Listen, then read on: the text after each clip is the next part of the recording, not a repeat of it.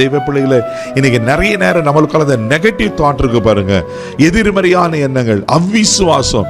நிறைய பேருக்குள்ள அந்த அவிசுவாசத்தினால தான் நிறைய காரியத்தை சுதந்திரிக்க முடியல, ஜெயிக்க முடியாத சூழ்நிலைகளுக்காக. ஐயோ என்னால் ஜெபிக்க முடியுமா, ஐயோ என்னால் இதை பரிசுத்தமாக ஆழ முடியுமா, ஐயோ என்னால் இது முடியாது, எனக்கு ஞானம் இல்லை, எனக்கு வசதி இல்லை, எல்லாமே எதிரடியா பார்க்கிறது. தெய்வ பிள்ளைகளை, ஆண்டவர் பிள்ளைங்களுக்கு விசுவாசம் அவசியமா இருக்கிறது.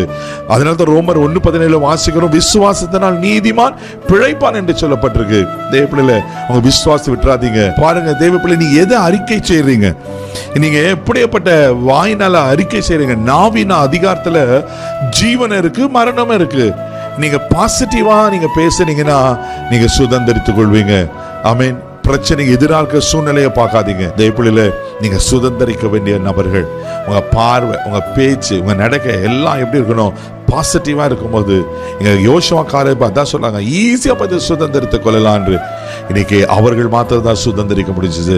நாம் எதிர்மறையான காரியத்தை விட்டுட்டு, ஆமென், நாம விசுவாசத்தில் நிற்போம். ஆண்டு நிச்சயங்களை ஆசீர்வதிப்பார்.